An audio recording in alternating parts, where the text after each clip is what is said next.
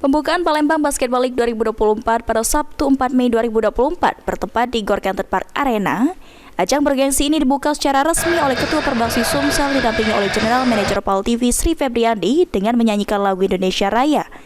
Menandai dimulainya serangkaian pertandingan yang dinantikan oleh para penggemar basket di kota ini. Dengan pembukaan yang megah ini, Palembang Basketball League 2024 siap menjadi panggung bagi para bakat-bakat muda basket di Palembang untuk bersinergi dan bersinar serta mengukir prestasi gemilang.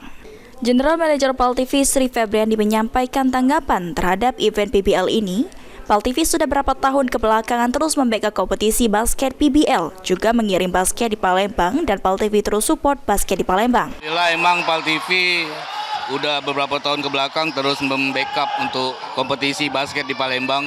Seperti PBL ini juga emang udah jadi terus mengiringi lah basket di Palembang. Jadi memang untuk official basket di PAL TV terus mensupport lah untuk basket-basket di Palembang ini.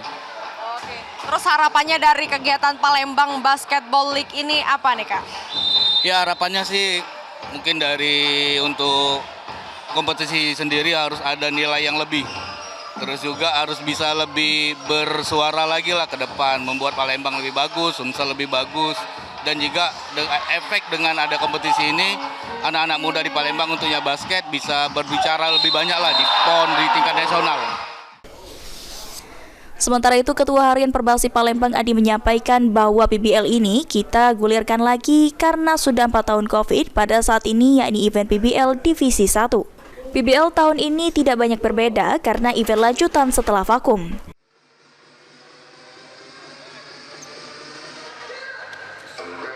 Lagi sempat sudah vakum 4 tahun karena 2020 COVID, ini kita gulirkan lagi kembali Palembang Basketball League Divisi 1. Nah, itu ada 10 tim yang ikut di PBL Divisi 1 ini.